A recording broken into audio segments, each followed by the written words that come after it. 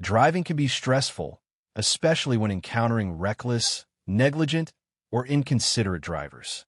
While you can't control their behavior, you can control your own actions to protect yourself.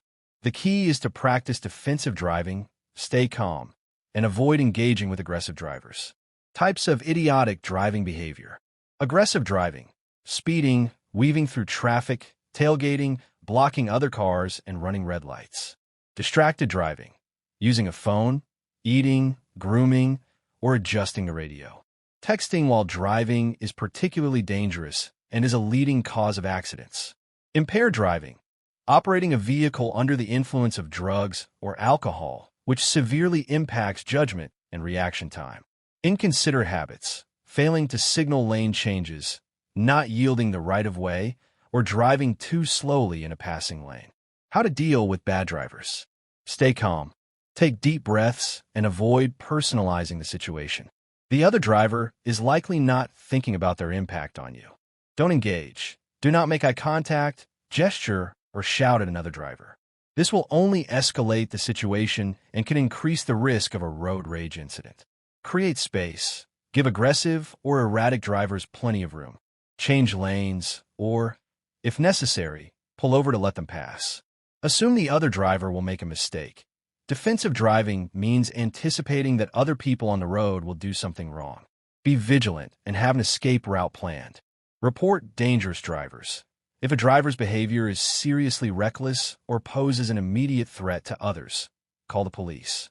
Provide their license plate number, vehicle description, and location. Never drive home if followed. If an angry driver follows you, do not go to your home. Drive to a police station or a busy, public area where you will be safe. The consequences of engaging. Reacting with your own aggressive behavior, such as honking excessively or speeding up, is a bad idea. Types of dangerous and inconsiderate driving. Driving badly encompasses a wide range of dangerous and negligent behaviors that increase the risk of an accident. These habits not only put the driver at risk, but also endanger passengers, pedestrians, and other road users. Common examples of bad driving include aggressive and reckless driving. This involves deliberate, high-risk behaviors that show a disregard for safety. It includes excessive speeding, weaving through traffic, tailgating, running red lights, and blocking other cars. Distracted driving. Any activity that diverts attention away from the road is a distraction. Examples include using a mobile phone for texting or calling, eating, grooming, or adjusting a radio. Texting while driving is particularly dangerous, as it accounts for a large number of crashes. Impaired driving.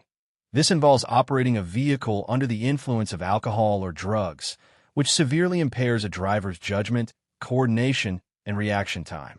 Driving while fatigued. Drowsy driving can be as dangerous as driving under the influence of alcohol. It impairs a driver's ability to react, make decisions, and stay focused. Not driving according to conditions. This includes speeding in bad weather, not keeping a safe following distance, and failing to adjust to poor road conditions like potholes or uneven surfaces. Lack of consideration for others. Ignoring basic road courtesies and rules is a form of bad driving. This includes failing to signal lane changes, merging incorrectly, or failing to yield the right of way. Poor vehicle maintenance.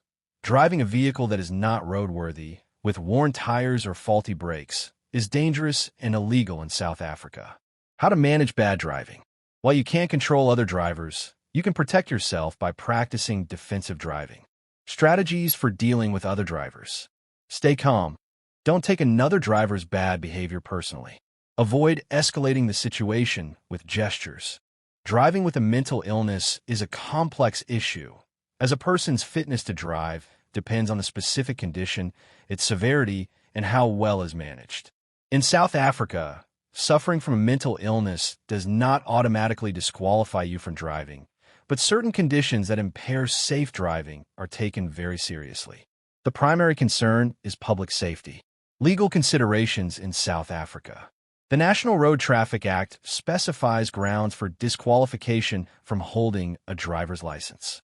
In terms of mental illness, A person is disqualified if they suffer from any form of mental illness to such an extent that it is necessary that he or she be detained, supervised, controlled, and treated as a patient in terms of the Mental Health Act, 1973. Medical clearance is key. When applying for or renewing a license, you must declare any medical conditions, including mental illnesses. If you declare a condition, you will need to provide a letter from a medical practitioner confirming that it is controlled and that you are safe to drive. Assessment of fitness. The medical practitioner will assess the manifestations of your mental disorder or treatment to determine if you are fit to drive. This is done on an individual basis, as different people are affected differently by the same condition. Role of occupational therapists.